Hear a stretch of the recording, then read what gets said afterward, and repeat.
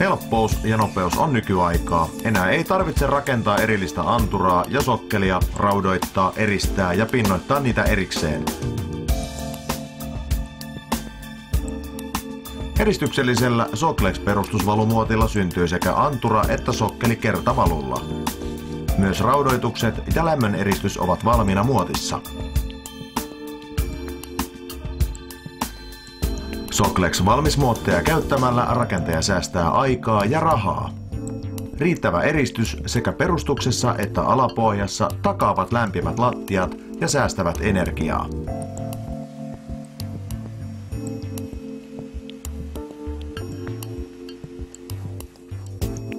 Tässä kohteessa toteutettiin omakotitalolle paaluperustukset.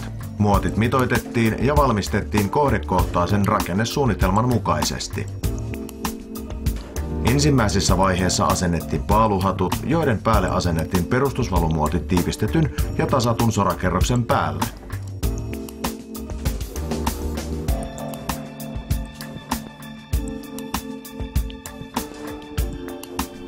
Jokaisen muotin alle vaihdetaan vähintään 2 muovilautaa korkolaudoiksi. Muokkien asentaminen aloitetaan rakennuksen nurkasta. Tätä varten työstetään nurkkaan tulevien valmismuottien päät toisiinsa sopiviksi.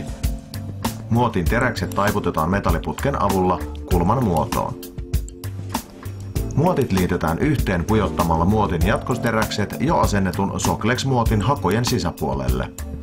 Näin edetään, kunnes rakennuksen ulkopiirin kaikki muotit on asennettu, jonka jälkeen suoritetaan vielä tarkistusmittaukset.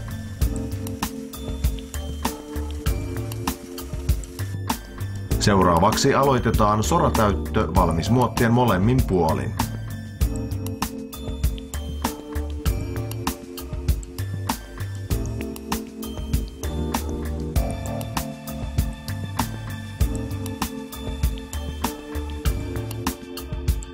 Muotin yläreunaan asennetaan 2/4 ja laudasta valmistettu tuki.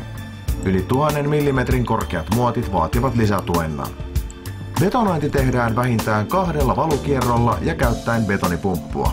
Palu tiivistetään sauvatäryttimellä.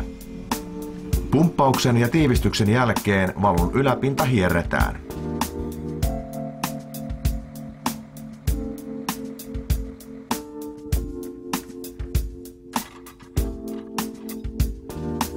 Betonin kovetuttua muottien yläpään tuenta puretaan ja muotin ulkopuolen eristelevy voidaan poistaa muotissa olevaa katkaisuviivaa myöten. Valmis betonipinta ei edellytä käsittelyä, mutta voidaan tarvittaessa pinnoittaa. Jos EPS-ulkokuori jätetään paikoilleen, niin maanpinnan yläpuolinen EPS-pinta tulee aina rapata tai levyttää. Luja, hyvin eristetty ja lämmin perusmuuri on valmis.